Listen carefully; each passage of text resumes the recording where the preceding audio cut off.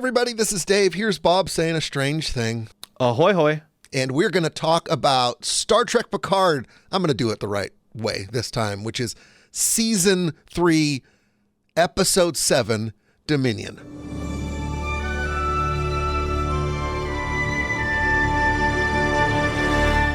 Hey, 2 episodes ago, Bob, here's what I did. I was like, hey, here's a thing we should do. We should ask people to rate and share and subscribe. Follow us on Twitter. We're at Malarkey FM. On YouTube, where we are Malarkey FM Podcast. And I'll put links to those in the show notes. If you like this, tell a friend. Keep the pirate ship afloat. That's a reference, Bob.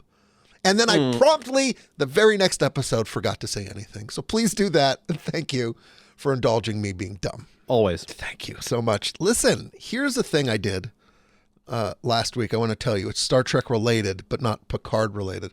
There is a 12-hour long video on YouTube, Bob, which is nothing but the sound, like the background noises of the Next Generation Enterprise.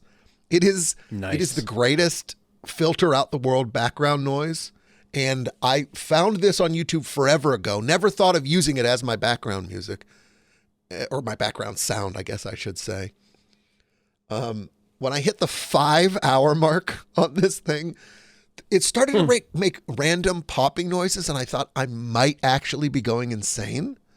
But I used it, I had it on so much in so many different circumstances that I am one of the elite few, I have to believe, who's actually finished a 12-hour long YouTube video. That is intense. I feel like I may have gone a little overboard with Star Trek lately. Was that the I think there's many of those, like, Enterprise D, ambience, whatever. Was it there's one that's really good. It's like the Enterprise D night shift bridge ambience. Is that what it was? Was it the bridge on the night shift? This one is called Star Trek TNG HD ambient engine noise idling for 12 hours in 1080p. Nice. Is it just the background hum, or does it also It is just the background hum. So you're not even getting this sort of random like computer clicks and things like that? Well, I would say go to the 5-hour or so mark and it starts making weird and non-Star Trek beeps. But it is, maybe you want me to just play it underneath this entire episode? Yeah. What's the legality of that? I think we'll probably get away with it. Okay. It's the Wild West out here in podcast land. So the next one that I want you to check out when you're in the mood, check out the TNG Bridge Night Shift Ambience, 8 hours, Star Trek sleep Here's sounds. the thing, though. Why would I want only 8 hours? I don't listen to anything less than 12 hours long. Yeah, all right. Maybe I can modify it for you. Thank you. You know how they do that thing on YouTube now where they show you the most replayed section? It's a flat line in TNG Bridge. Wait, emoji of AirPods Max, TNG Bridge Night Shift Ambience, 8 hours. You're right. And it's a flat line until 5 hours and 58 minutes, and it peaks at the most replayed at 6 hours, 4 minutes, and 48 seconds. What do you think happens there? I'm playing it right now. Nothing. Okay. It's just the bridge sound. So somebody paused it there. Maybe. What happened? Nobody else listened to it, and the algorithm went, oh, this is replayed. Oh, it's good stuff, though. Well, let's talk about Episode 7, Dominion. Bob, you know how I've turned every episode of this podcast into a English lit class? Mm-hmm. No spoilers on how I felt about the episode in general, but usually the what I keep calling the leitmotifs or the themes of these episodes just wash over me. I feel like I'm doing no work other than sitting down and paying a lot of attention, and I'm just like, oh, this is a thing, this is a thing, this is a thing. I have watched, it is 9:07 a.m. on Friday, Eastern Time, Friday the 31st of March. That's a day after this episode came out. I've watched it 3 times. Wow. And I've actually watched it 3 times because I had a very difficult time teasing out, not just difficult, but very difficult time teasing out themes and leitmotifs. I have them, but I don't think they're super strong. And honestly, if I hadn't done that 3rd watch this morning, I don't think that I would have figured them out. So it's an interesting episode kind of for the opposite reason that I found other episodes interesting. Is that a nice way of saying a bit boring? I'll let you know at the end. Okay. All right. Last time on Star Trek Picard, the good guys recovered data lore. Data lore? See what I did there? Because that's the name of an episode of TNG. From Daystrom Station, the Changelings captured Riker and Deanna Troi Riker. Worf left to find Riker. The Changelings stole Picard's old body, and Frontier Day is coming up because Frontier Day it's always coming up, Bob. We start with a shot of the Titan, which is floating in the Chintoka scrapyard. Chintoka, CHIN''Toka. Do you know how you know that's a science fiction thing? The apostrophe? That's correct. This is, I think this is a DS9 reference. The scrapyard? Yeah. Interesting. My DS9 knowledge is wildly shallow, so I wouldn't know that. What it looked like to me mostly was shots of nebulas, kind of like the first episode and episodes. That's what I after thought that. too. Yeah. Somebody's whistling. This will come back later. 3 blind mice, and the Titan is floating in that scrapyard. And the next thing you know, Seven is talking to Tuvok from Voyager. He's a Vulcan, and everybody on the bridge. So I think they never say this overtly, but the idea is it's a conversation between him and her, and he doesn't know that there are other people on the bridge because everybody's being very quiet and standing on the outskirts. They're dressed weirdly. I don't know if you noticed this. Everybody's slightly weirdly dressed on the Titan. The colors are very muted. It's all sort of casual at this point. Yeah, they sort of have their activewear version of the of the uniforms. And I never noticed this until this episode, but if I went back, I probably would see it. Remember at the end of the Next Generation TV run where Picard got his fancy jacket? It's like purple captain's jacket. Yes, yeah, it's a very smart casual jacket. Yeah, and what he's wearing in this reminds me a lot of that. Now, he may have been wearing it for 4 episodes, and I just never noticed, but as soon as I was like, wow, everybody's like business casual this episode, I started paying attention, and there's Picard wearing something very much like that. This one is funny because it's one of my problems is that I really can't get off Twitter during the day. I'm sort of killing time and just, doom scrolling. And the only spoiler I got from this episode was a tweet from, is it Tim Russ, I think, the actor who plays Tuvok?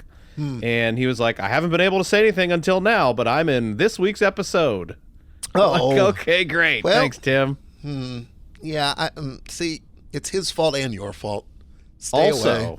Also, my son had an interesting observation that I would have never in a million years made on my own, which is why it's fun to watch things with new people sometimes. He found it interesting that there was a Vulcan of color. And I said, yeah, he was a really cool character on Voyager. His name's Tuvok. And he goes, what? I go, yeah. He's like, no, you're kidding. I'm like, what? Why? What's so funny about that? And he goes, his name's Tupac? And I said, no. Oh. Tuvok. Interesting. Yeah. Do you think they did that on purpose? I don't, they couldn't have. No, I don't think so. It seems impossible. Wait. I mean, Tupac was around. He's not the only Tupac. And he was around in Digital Underground. The Humpty Dance people. I don't have Tupac a firm timeline on Tupac. When did Tupac die? I mean, if he actually died. Right. I don't know. Late 90s? Okay. So we get a lot of, this happens every episode, where we get a lot of, here's the state of the universe. While that Vulcan science officer is running a voice scan on Tuvok, which is kind of like a sci-fi version of tracing a call, I think. Yeah, keep him talking. Yep. We learn that the entire fleet is coalescing around Earth, or technically the Sol system. We are now 36 hours from the Frontier Day celebration. The Janeway's whereabouts are unknown. This is, I don't know, the second, third, fourth reference to Janeway. They keep reminding us that Janeway is a thing, Bob. Maybe she's like the head of Starfleet now. It could very well be. I mean, she achieved admiral status before Picard did. True. So her thing is her rockets rising. What the hell's that mean? There's lots of nodding on the bridge as no one wants to talk. And then I like how they played this. And if you listen to the score, it sort of elevates the mood. Seven does what we've known for several episodes can be done thanks to Shaw, which is she asks Tuvok a question that only he would know. He answers in a way that makes her think it's Tuvok, and like the music swells and she nods and breathes deeply. Now we've all been disarmed as the audience to think, okay, it's going to be okay. That was the Voyager theme. Now, Voyager was a television show, you say? Oh, yes. Okay. Mr. Jerry Goldsmith. Garibaldi was on. He was the security guy, right? That's right. Okay. So it turns out it's not him because she asks another question. They set him up and knocked him down, Bob. She asks. They faked us out. Yep. They ask another question, and it's definitely not him. They make a big deal out of saying that clearly the changelings have the real Tuvok, but it has to happen that way. You can't just correct me if I'm wrong here, but a changeling can't watch somebody on TV and then look like Dan Quayle. I don't know if that's possible. I mean, I think maybe they can. I mean, how are they doing? I thought there had to be some kind of contact. Well, how are they doing the Geordi's daughter? Well, she was on the ship. Okay, so just that, they have to be near her. I don't know. They brushed up against her or something. I don't know. Oh, maybe. Okay. Yeah. There's a little bit more of this later in the in an interrogation scene, but oh yeah, I'm not sure I fully understand it. Anyway, they creep him out with a Tuvok, or the changeling pretending to be Tuvok, turns into zombie Riker. Jonathan Frakes' only appearance in this episode. Yeah. So we move on at this point to the conference room. They dispense with Worf and Rafi, who are not in this episode at all. They were monitoring Starfleet security at Exoport. That sounded familiar, but I didn't really know what it was. And then I looked it up, half breaking a rule of mine, and found out that Jack mentioned that as a place that he and his mom fled to. Remember, in the early episodes, they were like, the Federation was after us. These new people are after us. Fenris Rangers were after us. Something to keep in mind, because they've really been focusing on the changelings being after Jack, but it wasn't just them. It's everybody's after Jack, and the only people who seem not to know why are Jack and the people immediately surrounding him. Yeah. But Geordi says Worf and Rafi, or Worfy, are heading back to the Titan. Basically, Geordi at this point is flying the Titan from place to place as they're hiding from Starfleet and everyone else, but he's running out of places to hide, which, explains why they're floating in a scrapyard. Nobody knows where Riker is, but that's not surprising because he's not with Starfleet. They're checking throughout Starfleet because as far as they know, he got abducted by Starfleet security, right? Because he ran off at the end of the episode. That does make sense with what happens later in the episode. I was confused about that, but now that you say that, yes, true. They don't know that. Right. So we, the viewer, know that he's on the Shrike. Yep. And Beverly wants to fashion some sort of weapon or tool to figure out, basically to find or identify changelings. And she poses it as a moral dilemma, which didn't make sense to me at first. But upon further watching, the conundrum here is like the virus that they keep referencing, that Starfleet created during the Dominion War to use against the changelings. So the moral dilemma is, if you create something even as sort of innocuous as a tracker, and it's targeted at a single species, there's at least a problematic or potentially problematic outcome where somebody uses it for bad. It'll come back. So Picard says he's given a speech at Frontier Day. We've known that since the beginning of episode 1 of this season.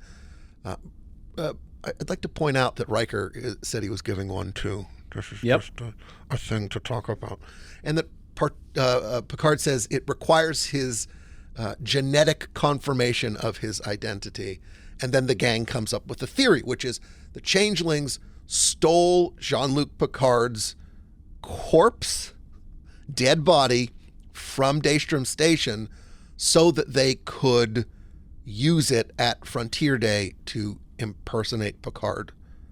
Basically, everybody thinks that. And Beverly said, which, again, didn't immediately make sense, but the theory seems to be if you take Jean-Luc Picard's DNA, which is in the body, the dead body, and then you take Jack's DNA, which comes from Picard, then, as Beverly said, it's possible that a DNA sample from a relative could be used to complete an incomplete DNA sequence. So it's Jurassic Park logic? Yeah, it does seem like they're making a lot of logical leaps one after the other here. Yeah. Mm-hmm. And Geordi says, well, there's one person who might know a bit more. Data, or Data lore, if you will.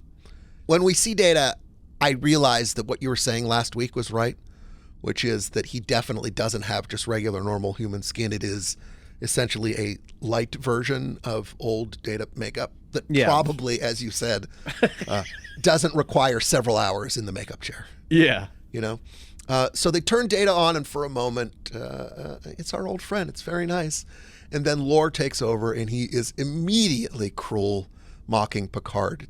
I enjoy very much as a viewer watching the same actor just switch between personalities on and off. It's neat. When they turn Data on, he sort of says the same things as he did in the last episode. His last memory was of what we saw him do in Star Trek Nemesis, which tracks perfectly. He remember in at the end of Nemesis, he transfers his what they called memory engrams in Picard season 1 to this inferior version, precursor to Data called B4, and then goes off and saves the day and dies. And so this version of Data, who I'm just going to keep calling Data, although he's very clearly not just Data, basically every time they turn him on, the last thing he remembers, the last moment he remembers in his life was when he transferred his memory over to B4. And that's kind of heartbreaking. Yeah, Nemesis. It really is. On the other hand, at least he was spared watching Star Trek Discovery in seasons 1 and 2 of Picard. Wow. There's an interesting contrast, I think, between Picard and Data here that they're playing with, which is they moved. So Picard dies at the end of season 1, and they move his consciousness into this golem, which is a hybrid between electronics and organics, right? And there was no discontinuity really with Picard, right? Like he fell asleep in death and woke up not long after, I think, in a new body. And for Data, that's what's also true, except that it's 25 years later or so. Yeah. So I think the easiest way to explain what the heck's going on here is we talked about it last episode. There are 4 personalities that make up this thing that looks like Data and Lore. There's Data, there's Lore, there's Soong, the last of the line of scientists who create androids and android hybrids. There's Lol, who they don't mention this episode, and then there's B4. So I think there's actually 5, although weirdly, again, they say that there's only 4 identity matrices here. I wonder if they screwed up their own show. I don't know. Wait, did they say that the Soong human was in there too? Mm-hmm. Oh, okay. So they say there's 4: Data, Lore, Soong, and B4. Soong and B4 are memory files only. So there's just the memory of those things, no lol. And, okay. And so those 2 things are not personalities. They're just the memories of things that lived, right? Okay. And Lore and Data are assertive personalities essentially at war inside of this body. I don't know why. Like, is there any reason you can think of that Data and Lore are the only 2 personalities? I mean, other than it's a damn fun story. Geordi has a guess. He says perhaps Soong was hoping that the personalities would integrate themselves, maybe an effort to give Data the one thing he always wanted. Picard finishes and says, to be human. Yeah. It's possible, Geordi says, that the answers to humanity and free will that the Soongs have been asking all these centuries is here now in this Data. But the partitions suggest that Soong feared that lore would consume all aspects of Data. I'm not sure I follow that completely. Well, I guess I do now. I was first thinking well, why would Soong want lore and Data to duke it out? How does that make Data human? But the idea is that lore was a certain personality, very close to human. Data was as well. And you can't probably, I'm going to take a leap here, but maybe it's not good to kill, right? Yeah. Then we find out something weird, which is that Picard may not have Irumodic syndrome. Picard asks Data, when Data asserts himself here, tell me why the changelings have stolen my body. What might they be using it for? And Data says extraction. Soong research indicates so get it? Soong research indicates because Soong is in him. He can access the memories of Soong. Yeah. Research indicates an anomalous form inside Jean-Luc Picard. Indicates an anomalous form. Previous diagnosis of Irumodic syndrome is in question, and Picard asks what the anomalous form. You think it's conspiracy crops? I don't know. That just came to me right now. And then lore takes over, and we don't get an answer to the question. And then Data begs for Picard's help, calls him captain, by the way, not admiral, which is consistent, right? Because the last time this guy knew Picard was in Nemesis when he was a captain. Again, just heart-wrenching. Picard suggests, well, maybe we can free Data by erasing lore. Geordi, the best engineer in the galaxy, as far as we know, says he can't do that. The Golem's more art than science. He can't just lift the partition between lore and Data, because if lore wins, he wins for good. Yeah. So a rules scene. The next scene starts with the blaster beam sound. And we get the face and Vadic. He half dematerializes her from afar. Maybe that's foreshadowing. I didn't know that's a thing you could do. I think what I learned in this scene really is that Face isn't a changeling because of the way that he talks to her. Yeah, that's the big thing. Yeah. And she comes away not for the first time after a conversation with him scared. I think there's actually a tear in her eye when she sits down, but basically this is, why does she keep pursuing the Titan specifically? And the answer is this floating head makes her. Threatens her and her people and her family. We head into the Titan's turbo lift where Jack hears whispering. It sounds like someone, again, Beverly. I mean, it was very clearly in earlier episodes, Beverly who was whispering. It sounds like maybe somebody says connect us or possibly canasta, which I'm thinking, usually I save this kind of stuff for the speculation segment at the end, but I don't know what the hell. I'm thinking it may lead to a Golden Girls crossover. Possible. Jack asks about Sydney's quarters. He's kind of hitting on her. Those are the sparks you teased last episode. You know, when Geordi was like, stay away from my daughter. Yeah. So they're doing a little something here. And there's a moment where I'm like, wait, can Jack hear her thoughts? And then I'm like, oh, yeah. And he touches her hand and weirds her out. And as she gets off of the turbo lift, we see those red roots glowing in the hallway behind Sydney as Jack's eyes go red. And she, fully creeped out, walks away. What do you know about telepathy in Star Trek? It's slightly weird for me because telepathy feels like magic and Star Trek is obsessed with science. But I mean, obviously it exists. There are species that have it. You know, that's a good question. There's the betazoids, but that's more empath, isn't it? I feel like if you're empathic, you're sort of telepathic light.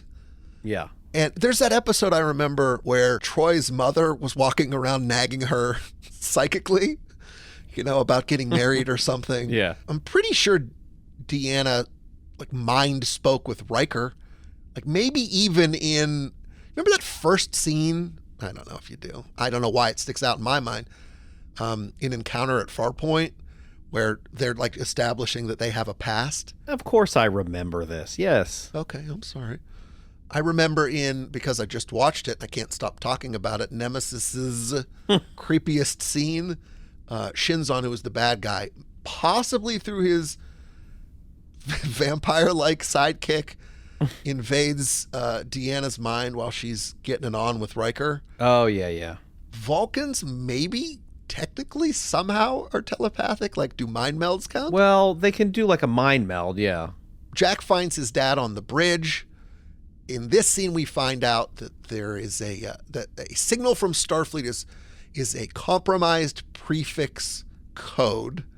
And Shaw, in his longest line of the entire episode, explains that that's a code that a captain in distress can give, and that'll ping his designated ship, and then it'll give the enemy the location of the ship, but it lets them know that the captain's been caught. So it's a little story thing here, right? They can't find Riker. Now they know Riker's alive. They also figure out from that he's on the Shrike. They block the signal, and Jack wants to have a word with his dad. And in the next scene, he basically comes clean to Picard, saying he's feeling guilty, and he offers a trade. Just all of this crap is happening because of me, and I'm not worth it, is his thing. Yeah. Picard says, absolutely not. And Jack says, I've always felt different. There's something wrong with me, deep, deep down inside. He says it's like he can hear up in my head, which is what just happened in the turbo lift, right? This might be a leitmotif, although it's weak as heck, I'm going to be honest with you. But there is some guilt about here. Are there other people who are guilty? I don't know. But it's the kind of dialogue that in every other episode would lead me to a leitmotif, and they just sort of leave it here. Picard says he's not going to give up on Jack, nor should Jack give up on Jack, and he has a plan to get Vadic. And so we cut to a scene of the Titan floating silently in space. The Shrike jumps into frame. Bob, can we just talk about, I don't know, FX shots, VFX shots for a moment? These, yeah. I don't know if this shot is 8 seconds long, but this is basically everything I ever dreamed of being a normal thing in science fiction my entire childhood. This kind of stuff is sort of mundane, but I can't tell. I know that it's not real, but nothing about it looks fake to me. And it's just a casual establishing shot. Yeah. I love this stuff. I think all of this space stuff is just fantastic this season. I still have a nitpick with the effects, it probably goes. It's probably just their house style that's been going on since Discovery started. I still think the textures are raw. I like the sort of motion picture era, the bright white, almost not quite white, but very bright, clean textures. These are dirtier. Yeah, it's a little panely. It's a little gray. It's not quite in my mind what Star Trek is. A lot of these ships started as fan designs from the motion picture era. So you can find this Titan A. It was based on a design that looks very similar to the motion picture Enterprise. Same with the ship that Ro arrived on a couple episodes ago. So, and so when you go back and you can find these pictures online or on Twitter or whatever, or you can find animations. They just look so much better in that motion picture aesthetic. So the Shrike scans the Titan, Bob, and finds out that the warp core is offline. They're running on emergency power only, but they can't quite hone in on life signs. There's some sort of Vulcan warship nearby. And I think the recording they listened to must be from that Vulcan ship. Yeah, I was very confused by all of this, and I just sort of skimmed through the episode again. I'm still slightly confused. At first I assumed this was some kind of ruse. Yeah. But did they have a fight with this Vulcan ship, or are they... No, I think they came here because the Vulcan ship was already here, and they were trying to float among the wreckage. And I thought, oh, this might come up later, but it doesn't. But there's like you said, there's the log that seems to indicate why the warp core's offline, like there was some kind of battle. Did they fake that then and put that in the Vulcan? Yeah, they must have. That makes sense, yeah. But they really did not explain this part very well, did they? Nope. I mean, I watched it 3 times. It's possible that I wasn't paying attention, except you should see my notes document. You know what? Check the show notes. I think I may just give the public URL to this document in case anybody wants to see it. All right. It's not like I wasn't paying attention. I'm not infallible. I'm not a steel trap of all information. But damn, they were trying to do a lot they did a lot very quickly, and it didn't work. So Vadic says she wants to prepare a boarding party, a shuttle, no transporters. Vadic hangs a lantern on a ticking clock again, which I always enjoy. I'm not sure I fully understand at this point what's up with transporters. But remember, Ro Laren didn't trust them. Yeah. That's why she came over on a shuttle. Now Vadic doesn't trust them. She's coming over on a shuttle. I don't know. Maybe it's just an acknowledgement that transporter inhibitors are everywhere on the show, or maybe they're planting tiny seeds for something to come. I don't know. But or it's a production thing, and they're just could be. I don't really understand why that would be. It would probably be just as cheap to do a beam-in effect. It feels like it would be as cheap or cheaper to have them like not produce an effect shot, but I don't know, whatever. But part of the upshot here is that Vadic's being reckless because the goo face said that, she's got to find Picard and his friends or her whole damn race is done for or whatever. This is a theme, I would say, about protecting their own and protecting your family and the ones you care about, and mowing other people down or not caring about other people in the process. We wind up in the Titan hallways next as Vadic and her crew come in. I noticed this. I'm not sure if it means anything. Could just be stylistic. But it begins with the shot of their reflections on the floor instead of just shooting down the hallway and coming in. And it reminded me of, I think I talked about this on an earlier episode. There was a shot remember the earlier episode where Riker was agonizing over sending the message to Troy, and he's just sitting there in the conference room. And they do another shot like that, where they're aiming down at the glass in the table instead of at Riker. I'm not sure maybe it was just pretty. Maybe it wasn't. Yeah. Frakes directed that episode. Oh. Somebody named Deborah Kampmeyer, who directed this and the next episode and an episode of Discovery, among other things. She directed this one. So it wasn't the same person doing that, but I don't know. Don't know what it means. Just thought it was interesting. Vadic checks the smartphone on her wrist to detect life signs on the ship, and then Jack just walks right in front of them. I like this kind of thing where they're clearly setting up, all right, let's go find them, and instead what they do is they just deflate all of the tension with him showing up. And Jack says that everybody's dead, and she says that she wants to take him to a better place. Lots of Dutch angles in this sequence make everything feel slightly surreal. Jack runs away, says, something like, "You better catch me. You got to catch me first." And then there's a conspicuous shot of the big guy from Vadic's ship, and I thought, oh, it's the Captain Phasma sort of thing. It's like, well, we Little just need John, like a heavy. Yeah. And then I looked at his face or his mask that he's wearing, and it's very much red and black. And then I was like, oh, maybe it's Darth Maul. So I think I'm just going to call him Captain Maul. Do it. At this point. They try to capture. So obviously the changelings are running after Jack. Sydney joins him, and they trap the bad guys. Seven and Shaw do from the bridge. But they also catch Vadic in a separate part of the ship. Basically, they're caught in ray shields as they're running to free the Chancellor, who General Grievous has captured. Roger. Thank you. She tells Captain Maul not to shoot Jack. Vadic does, and Jack runs, and Captain Maul gets trapped, but at the expense of trapping Sydney and Jack. And the plan at this point is to do a site-to-site transport to get Jack and Sydney out of the hallway not standing right next to, what did I call him? Captain Maul. Yeah. I can't remember my own jokes. Great job, Dave. Commander Maul. Thank you. And that's no good. And the doors slide shut because lore takes over. Geordi says, lore. Is that the line from the trailer? Yeah. That we were talking about? There you go. So I'm going to call this the interrogation room, where Beverly interrogates Vadic, who's whistling Three Blind Mice again. You want to talk about Three Blind Mice for a second? Do you have any sense? They could have chosen any song in the world, right? Or any royalty-free song in the world if they didn't want to pay for it.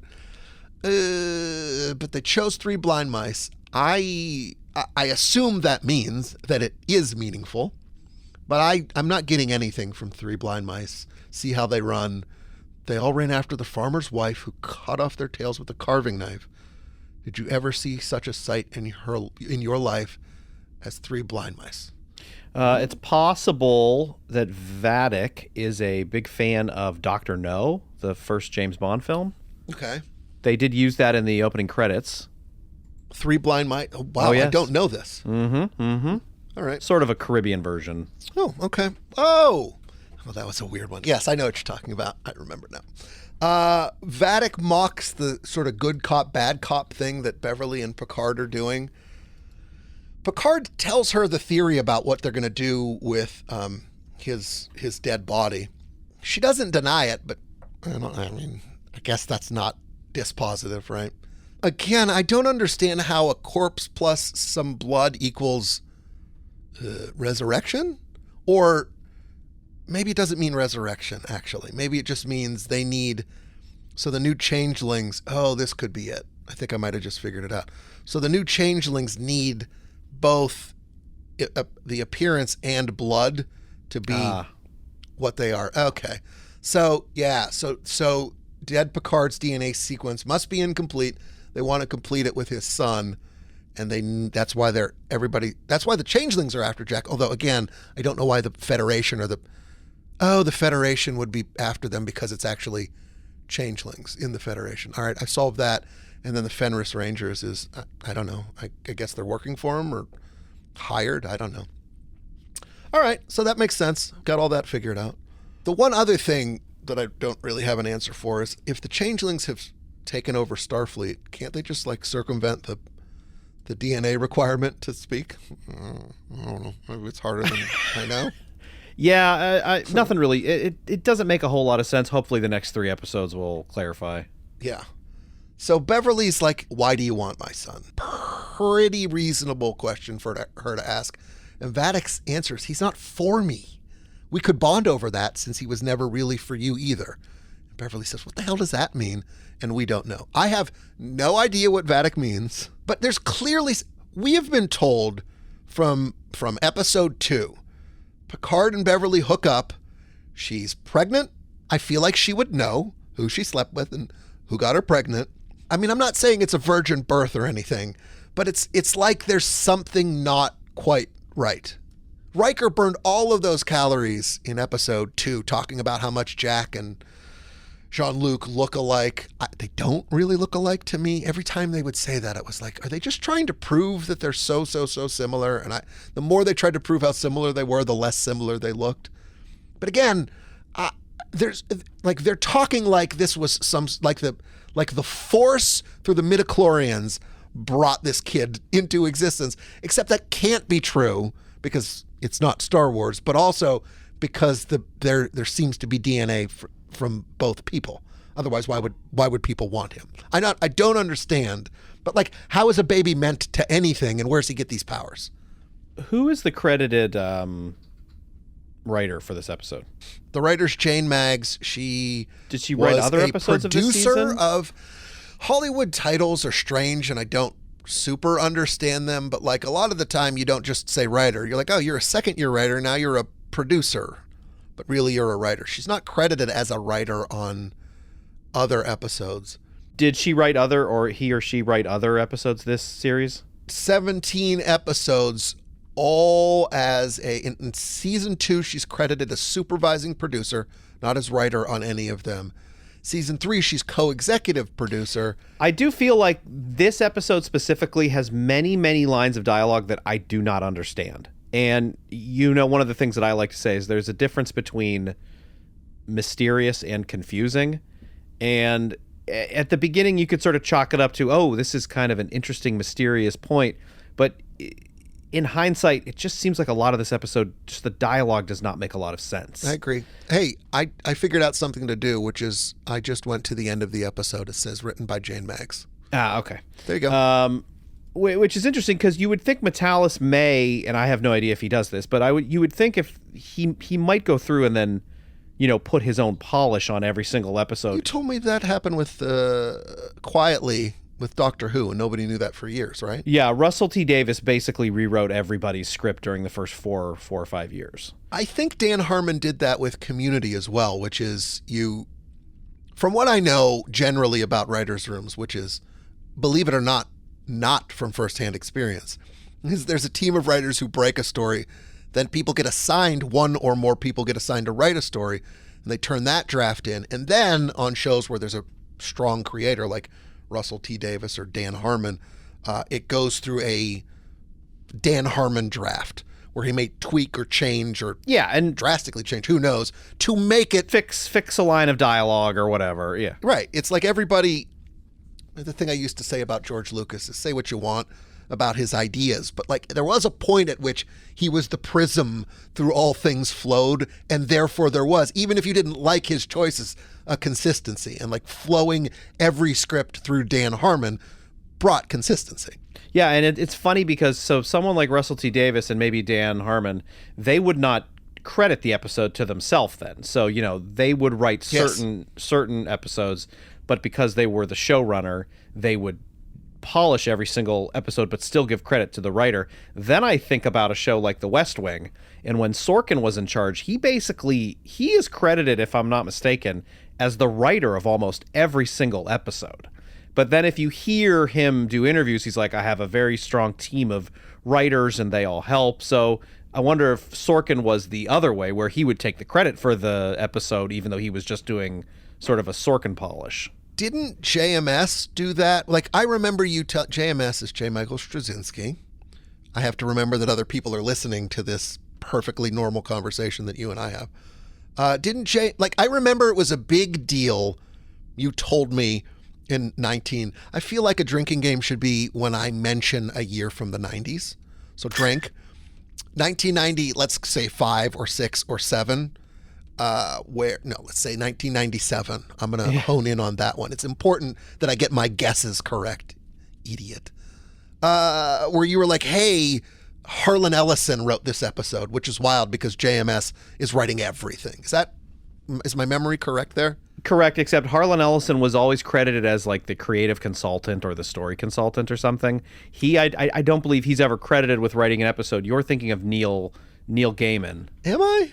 Is it Neil Gaiman or Gaiman? I don't know. Neil Gaiman wrote one episode, which was the Day of the Dead episode, where I was thinking of the Halloween episode where they brought Morden back. Yep. And Morden was a favorite character of mine. Penn and Teller are in it. It's definitely a clever episode. Really? Are you sure that it's not Harlan Ellison? Swear to God. Day of the Dead, Babylon 5. I'm using the internet to do that. And writer is drum roll. Stephen First. No. He's dead, by the way. Everybody's dead. Really? Much of the Babylon 5 cast is passed beyond the rim. Damn it! It's Neil Gaiman. Yeah, buddy. I'm cutting this part out. He also famously wrote 2 episodes for the Stephen Moffat era of Doctor Who. I doubt that. Mm-hmm. I think you're thinking of Harlan Ellison. All right, back to Picard, as the guy who plays him says. And also, as Vadic says, this is kind of the entire point of the whole episode right here, which is that Vadic says that the Federation ruined her world and that the Federation, not Starfleet, quote, turned to genocide. So Shaw and Seven are on the bridge and they're listening, And Picard counters that the Federation may have created the virus, but as he said before, they also created and provided the cure. Vadic says, "Oh, is that the tale of your history books?" She doesn't say it like that. "You created a cure, yes, but Starfleet, not the Federation, voted not to give it to us. One of your own had to steal it." I think that's Odo, if I remember correctly.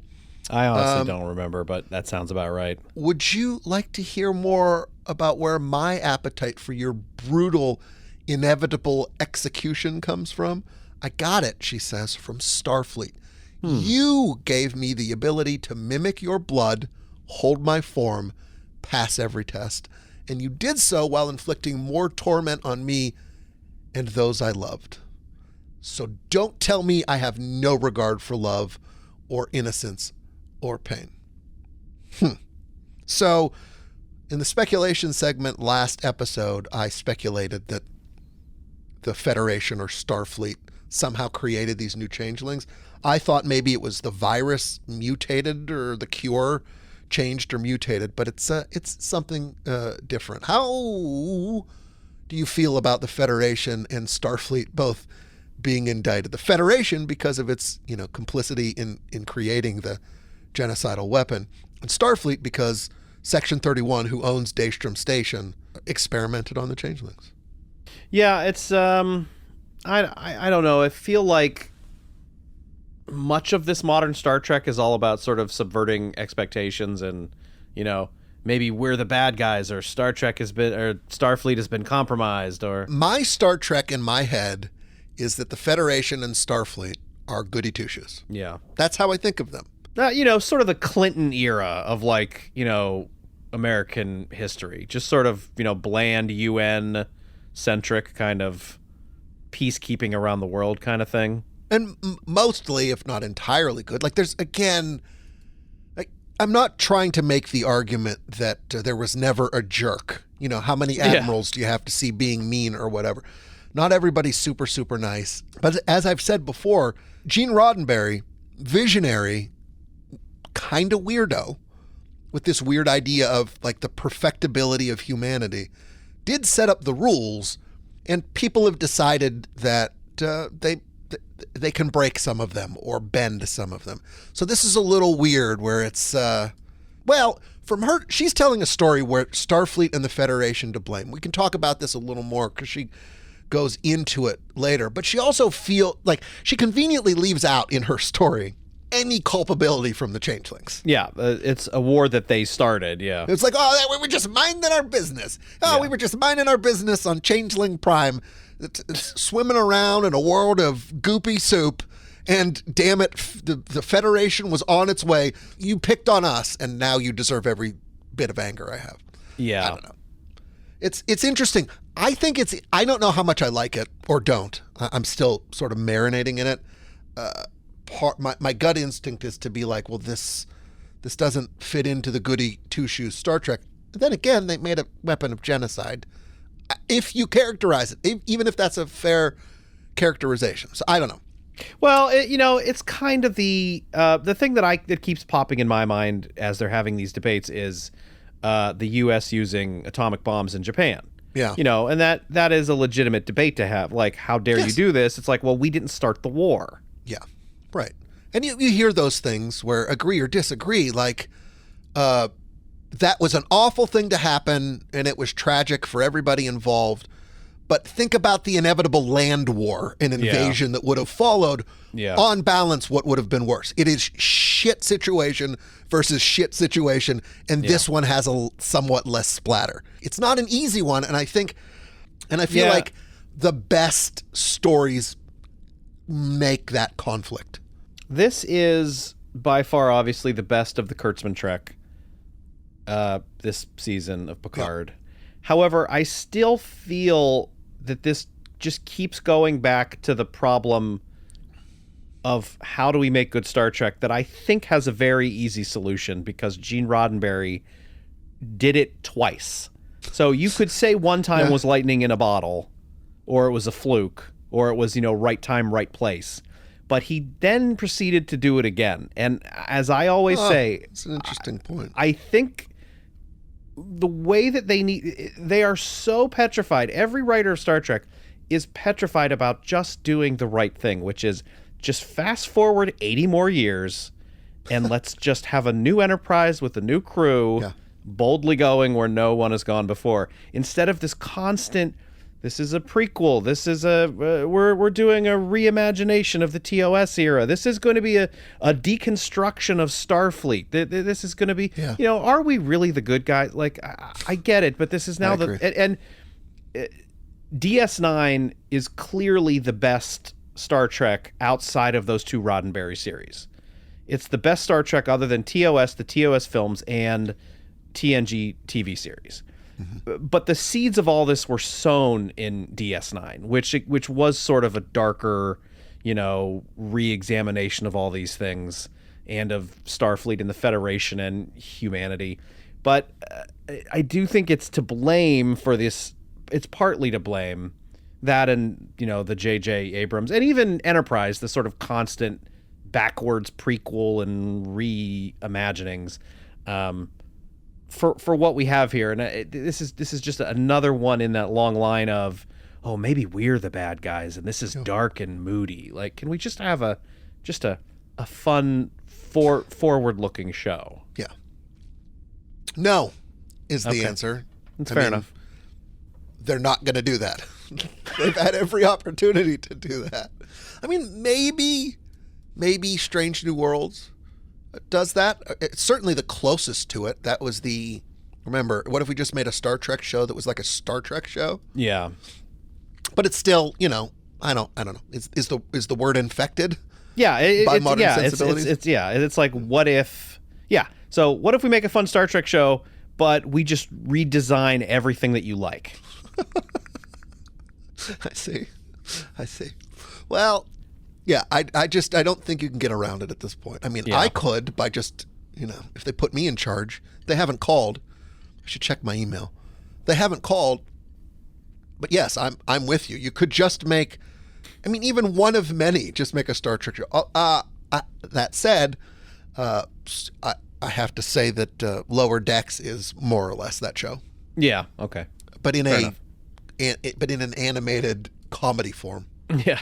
Where are we? Lore continues to be an agent of chaos. Geordi and Alondra are fighting back, but really not winning. Captain Phasmamal asks Jack in that hallway that they're all stuck in, how will you feel when she dies for you? Solid. She being Sydney, Vadic, Beverly, all three. I'm not sure. Jack's eyes go red, and he can hear Sydney's thoughts again. And then we get the full download of Vadic's backstory. Like, she's standing there.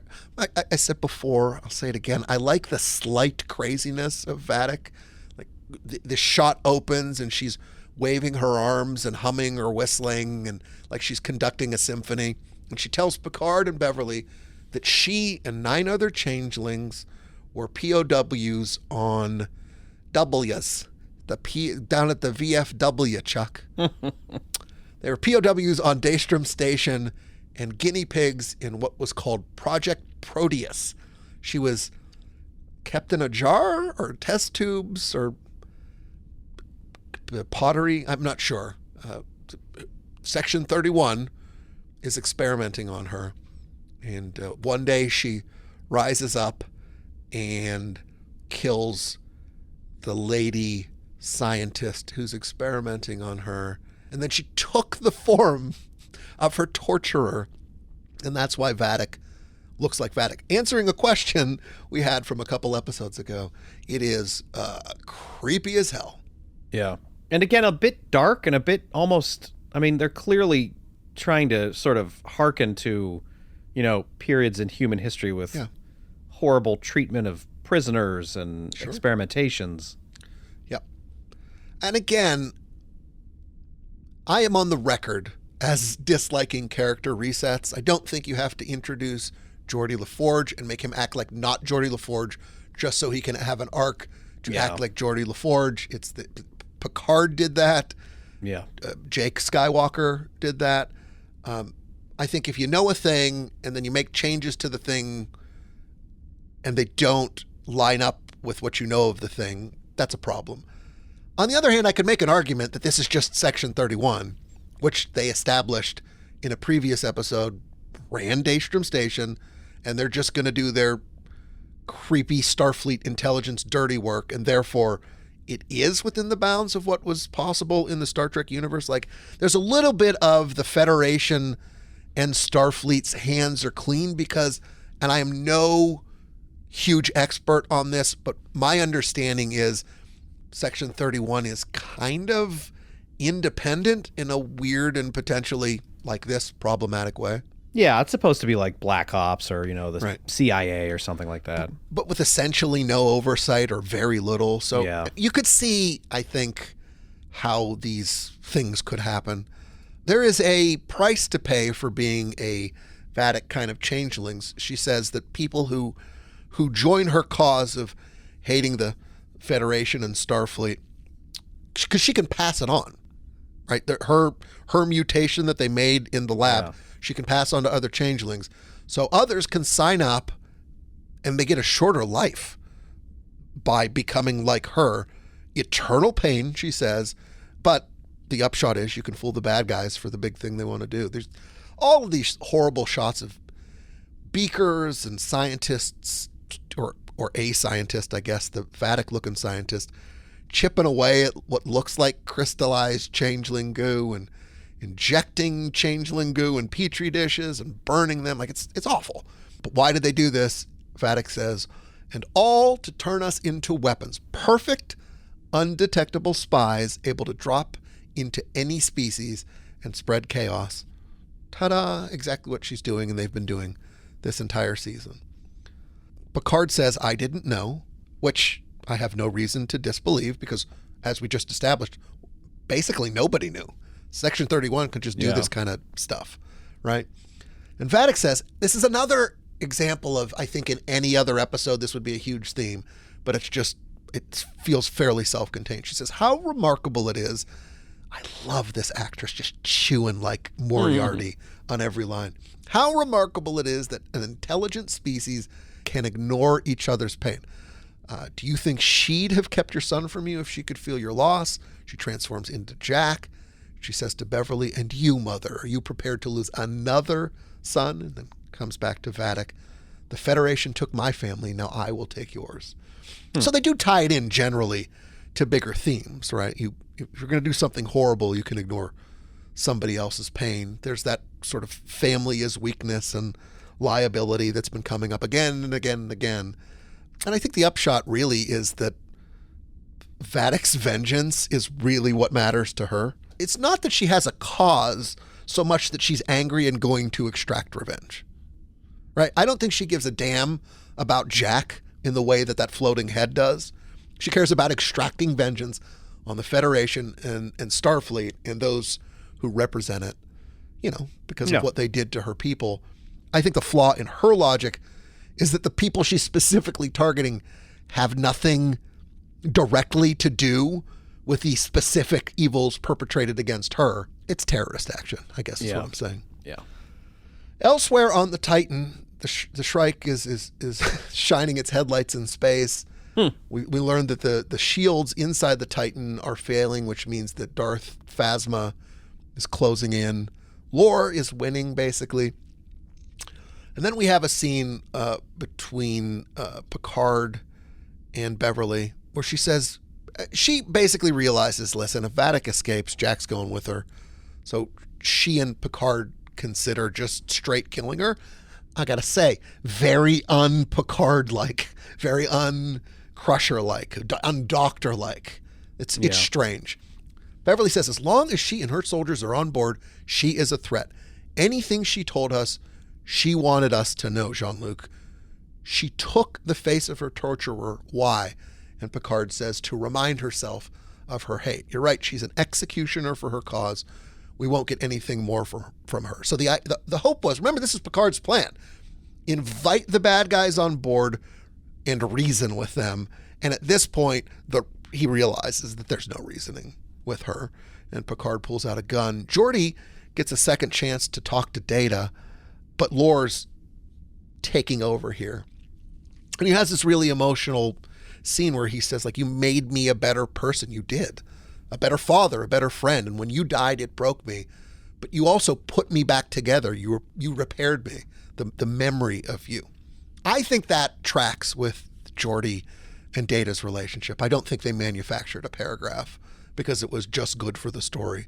I think this actually works. Like, okay, if Lore takes over, who do we, and we want Data to come back, who do we put with Lore to break through that wall? Yeah. And I think the obvious answer, based on many years of Star Trek: The Next Generation, is Geordi.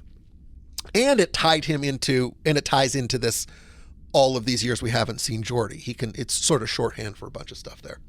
It's definitely better than the sort of constant, making Picard longingly wistful for Data when it's I mean, Picard didn't hate Data, but he's not exactly a very emotional fellow. No. Yeah, it definitely makes more sense coming from Geordi. It's still perhaps a touch manufactured for my taste, but it definitely, if it's going to come from anyone, yeah, Geordi's the guy. Yep. So we go back to Picard and Beverly. Picard says, "Are you and I so fundamentally changed that we're willing to compromise everything that we've believed in?"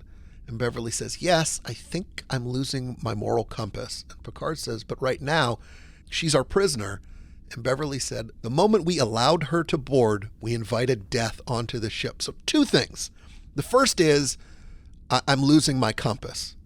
This, I think, is an actual theme that took me 3 times of watching, I guess maybe because I'm dense, to figure out.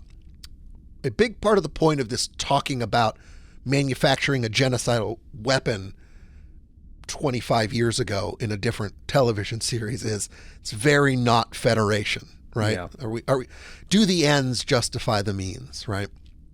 But it's also, again, them saying, we allowed her to board. We invited her on here, and now like everybody's going to die or they're going to steal our kid. What do we do when we are backed into the tightest corner possible? Do we stick to our ideals, or do we change, right? Does he cock that gun and take her down? So I think it's the story of this episode, but also the story of the virus, which is, does the end justify the means? And Picard seemingly saying, yes, the ends do justify the means, charges the phaser. And now we have the moral compass dilemma that Beverly was talking about earlier in the episode in a slightly different way. I mean, at this point, she is a prisoner. Heck, Vadic was talking about being a prisoner of war before and being abused. Are they not talking about abusing technically a prisoner of war right now? Yeah, it's the question. Basically, I think it boils down to if you decide that what constitutes self-defense here. Yeah. Because I would say most people would argue that murder is wrong. However, if you have to kill somebody to save your own life, then it's justified. So it's a question of, I mean, how much self-defense are we engaged in right here? Is there any conceivable way that we can keep her here a prisoner and she doesn't go on to, kill us or take Jack or inflict this plan against the Federation? I guess I would definitely come down on, I think you probably have to kill her. Yeah. There's at least something worth talking about. Yeah. And I think, again, because they're backed into a corner, like nothing's working and we know where this is going. This may be the only way. Begrudging, even if I know at the moment that I'm doing something that I wouldn't necessarily do. Right? I'm constantly railing against characters not acting like themselves, but at least in this circumstance, it's like, I think they've put them in a situation where you could more easily justify them acting in a strange way. Mm-hmm. Maybe it's the way to say that. Lore now shakes off Geordi's appeal and then tells Geordi what he wants. He says, no more than what you want for your children, nothing more than what these changelings want. Survival. It's human nature, pal. Allow me to level the playing field. The enemy of my enemy. Well, you know the rest. So Lore may be a jerk, but he's not entirely wrong. Like Picard, remember, floated the idea of effectively deleting Lore to save Data. Yeah. He knows he's not the preferred winner of the battle for the mind of the golem. And again, this, I think, the enemy of my enemy is a leitmotif of the episode because we basically got 2 enemies We don't basically have two enemies. We have two enemies simultaneously, right? We have the changelings, and now we have Lore, and Lore, without even meeting the changelings, sides with him. Yeah. Because he doesn't give a damn about the changelings, but he's under attack by the crew, so he helps the changelings. I think that Vadic like I said earlier, that exchange between Vadic and the floating face head thing, plus what she said later, it sounds to me like Vadic and the face are also allies of convenience. So face being the enemy of her enemy. Theme. Yep. There you go. Lore sort of winks at Geordi as a middle finger, gains full control of the ship. Force fields go down everywhere. Vadic escapes because Picard and Beverly are the worst shots in the galaxy. That is a pretty hilarious moment where they're just wildly shooting. At point blank range, they completely miss. Well, or they aren't missing all the shots, but it's not doing anything. The rules are very fuzzy about what the phasers can do to the changelings. Yeah. You know, Beverly has the phaser rifles in the first episode, and she's disintegrating these people. But here, you know, Picard and Beverly aren't doing any damage, even though they're just putting round after round into the changeling. And then Jack and... Sorry, what's Geordi's daughter's name? Sydney or Alondra? Sydney is the one who's the ensign. Jack and Sydney are in these force field things, and it's basically setting up this premise that Sydney cannot survive this, but everybody has a gun. So I don't know why Sydney can't just vaporize this guy. It's just one of the, it's sort of the plot armor thing happening. Yeah. I wonder if there's something to Data being, like that split personality thing also being a metaphor for what's the right thing to do. Interesting. Do you know what I mean? Like, yeah. People and institutions all have the ability to behave honorably or dishonorably. Yeah. So we all have maybe the lesson here is we all have a little Data, and we all have a little Lore inside of us all. Yeah. The more you know, and the best of us probably act honorably in times of crisis, but we're not always consistent. And in a time of crisis, there's Beverly and Picard, who you'd think would zig, and they're talking about zagging. Look, Beverly I'm not sure if you know this, hid a child from his father for 25 years. Yes, true. At this point, everything goes horribly wrong. Jack kills one changeling. Darth Phasma takes Sydney. Her eyes glow red, and she asks Jack what to do. First time I watched this, I thought that Jack was calling out the moves psychically. By the third time I watched it, because I'm an insane person, it's not so much that the big guy goes down through cooperation, which is technically true. She's not just hearing him, he's controlling her. Yeah, that's what I thought. Yeah. She's a marionette. Yeah. Yeah. Data opens the door, so he comes forward from Lore. Sydney's freaked out, but Jack says, "You have to trust me," which is a leitmotif we've talked about many times. They run from Vadic, who's now stalking through the halls.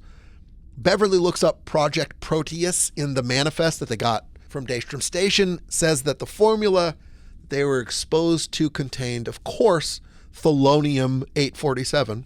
That they found this thing pays off her desire and her moral dilemma from earlier in the episode, which is they can create something to track them because trace amounts of this Thelonium-847 will still be in their systems. Yeah. So Shaw is off the bridge. He guns some changelings down but gets captured. Then we're back on the bridge where way more changelings are on board the Titan than I thought were there. Like they just sort of swarm from everywhere. And they take the bridge. Vadic wants to address what she calls my ship, sits down in the captain's chair and addresses the Titan. I mean, the moment she sits down in the captain's chair is very... Because Star Trek has spent decades making that chair important, it feels like a moment. You know what I mean? Mm-hmm. Yeah. She addresses the crew and says, "You've proven yourselves worthy, I suppose. But what defense is formidable against the formless?" I'd say some clever writing there. Yeah, I warned you it would end this way. Once again, this is not the first time this season that she's made this point and been right. You could have just spared yourselves then where you are now. I did this not out of cruelty, but mercy. To be mutable fluid means knowing what the river knows. that there are many ways to the same sea. So we are here where we were always going, to bring Jack Crusher where he most belongs. I am Vadic, captain of the USS Titan. Boo. And Jack, my dear, if you can hear me, it's time you learned who you truly are. The end. I have mixed feelings about this episode. I think it was, in a lot of ways, my least favorite episode. I really enjoy strong themes. I love charting their development. I love making a podcast that is basically an English class. I don't think it was a bad episode. I think it was a purpose-built episode. Like, they sat down and said, all right, what are we doing in this one? Well, we're going to tell Vadic's backstory. We're going to explain the origin of the virus. And then we're going to capture the crew of the Titan. That's about it, yeah. Like, it did that, and I enjoyed it. But this is not going to be an episode where I'm like, ooh, I got to go rewatch that one. Like, months or years from now. Do you know what I mean? Like, yeah. In Bob Drummond Presents, a Bob Drummond fan film of Star Trek Picard Season 3, Bob Drummond is definitely going to cut out, I'm going to say, about 90% of this episode. Yeah, okay. That's good. I listened to a review by someone who's seen all 10 episodes, and that person suggests that this one works best as the first part of a two-parter with 7 and 8. Okay. So, of episode 7 and 8. So, I'm assuming next week we'll make this a little bit more, it'll feel a little more complete, I think, once we see the second half, as it were, of this story.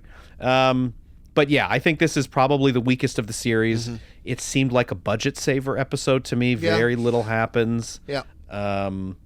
Basically, the only thing we learn Vadic's story, basically, correct? Mm-hmm. And that they have a way to track the changelings now. Yeah, maybe we could add that. Vadic's backstory, explain the origin of the virus, I'm going to write this down, can track changelings. I use an app called Text Expander, where instead of having to type things, you can just type shortcuts. And I wrote changelings so many times that I just created a shortcut for changelings. Nice. Tell Vadic's backstory, explain the origin of the virus, can track changelings, capture the crew of the Titan. So there we go. Yeah, this one feels ephemeral. It really does. 4 syllables in ephemeral. How about that? Yeah. You want to do the speculation segment? Let's do it. So remember, the rule is if I figure something out from careful watching of an episode, that's fine. If the show is foreshadowing and I pick it up, that's cool. Bob is much more into finding things out than I am. Outside of extracurricular activities, outside of the things. Hey, here's something that only occurred to me as I was editing last week's episode. What do you think the odds are that it's Deanna and not a changeling? I guess there's no way to know. Well, I guess really what I'm saying here is that at some point, how could they possibly resist the temptation to changeling a character that we know, not just some, nameless ensign or whatever, yeah. Right? It's like the Mission Impossible rule where at some point you have to put the mask on somebody so that you can pull it off. And I didn't realize this when I started writing about the speculation segment, but I'm realizing it now, which is, maybe it's not Deanna. Maybe it's captured Riker. Maybe they can spoof him because we're meant to go like, they're after Picard because he's got to give that speech, and so they need his DNA to pass the check. But they've got Riker, and Riker's given a speech too. So maybe that's the one that works. Yeah, they've got to do this at some point. It just feels like I don't know who it is. And he'll call himself Thomas Riker. So, are you speculating that the Deanna we saw at the end of last episode is a changeling? Yeah, okay. My guess is maybe she's one, or the next time we see her and/or Riker. They're changelings. I gotcha. Okay. Yeah. Right. And maybe they're making us think it's going to be Picard who's a changeling on Federation Day. How do I keep screwing this up? How do I not 100% know that it's Frontier Day? Right? Yeah. I don't understand me. Oh, something else that only occurred to me when I was editing last week. Remember how they made a big deal about how new Starfleet ships are all networked and easy to find? Yeah. It occurred to me that there are a lot of old ships that I presume aren't networked if somebody might need them. Yeah, that's a strong possibility, hoping that's the case. Do you have any idea where they're taking Jack or who the hell Jack is or what Jack is? No, I'm totally lost on this Jack stuff. No idea. I mean, maybe it's something we can't know. Maybe it's something from Voyager or DS9 that I don't have good knowledge of or whatever. But I genuinely, like, it is a total mystery to me. All I am convinced of more and more is that whatever the finale is, 1 or 2 episodes, is a finale written for 90s Star Trek. Yeah. I mean, how many times do they have to drop Janeway before you go, okay, well, they signed the actress. She's going to be there. Yeah. You know, they showed Voyager and Janeway and Tuva. Like, it's things are going to happen. Yeah. People are going to be around. And by the way, there's no way, I honestly don't think there's a way I've ever figured out to do a podcast about my beloved Lower Decks. I just don't know how you do what are you going to talk about a 24-minute animated comedy? Like, it's not a drama you can dive into, but I adore it. And that is, in a lot of ways like this, a synthesis of all 90s Trek. And Tuvok was on that. Like, this is not the first time I saw the actor, but I think it was the beginning of one season, maybe the 3rd season. I'm not certain which, where he shows up. There's a hilarious episode that involves the lead character who's sort of like a bumbling nerd, Ensign Boimler, who has a commemorative plate of somebody from, I can't think of it, somebody from Voyager or the Franklin Mint or whatever. Yes, basically. And but that character winds up being part of the show. It's Riker was on in genuinely the funniest moment in all of Lower Decks, which is a funny show, period. I'm sorry I'm late. I was watching the first Enterprise on the holodeck. You know, Archer and those guys. What a story. Those guys had a long road getting from there to here. I am more and more convinced, based on just watching the show, because I know nothing, that they basically said, what if we made a show that if we never shot another roll of film for the next generation, although now I think it's the better formula is 90s Star Trek, that if it all fell apart after the finale, there's a solid ending. Doesn't have to be the ending, but yeah. That's, I think so. Yeah, it was a fine episode. I didn't dislike it, but this is really very much a setup bridge to something else, which is weird because that's what last episode felt like too, to me. But at least the thing that I enjoyed about, well, all the starships and that sort of thing, and we finally got to see Data again, and Geordi's back. But it felt like a lot was happening in that episode. Yeah. Whereas it feels like not much really happened this time. No, but I'll probably watch next week's episode. I think so, yeah. Yeah. I did the same dumb thing, man. I can temper my conscious enthusiasm, but I really did wake up in the dark and think to myself, wait, is it? Oh my God, it's Thursday. I watched this episode, which is my least favorite episode, 3 times. Somebody send help.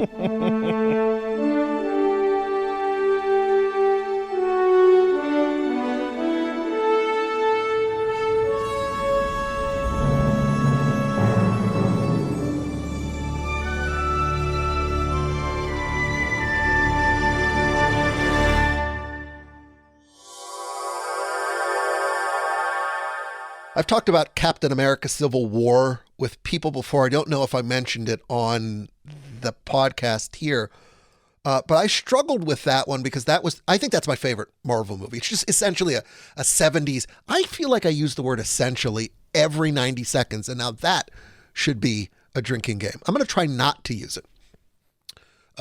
Captain America Civil War. No, not Civil War. Captain America Burger? Captain America Burger, Sugarburg.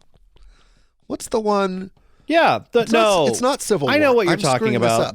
The one with the one that's like the Winter Soldier. Yeah, there we go. Is that what it's called? Yes, the one with Robert Redford. Yep. Yeah. America. Now I'm gonna. I've screwed up enough that I'm just redoing this. Copahone Vespucci. I have talked about Captain America: The Winter. No, I typed in Winter Soldier. Jesus Yes, no, that's Christ. correct. No, that's the right one. I've talked about Captain America: The Winter Soldier before. I don't think I've done it on this podcast. Yes, you have.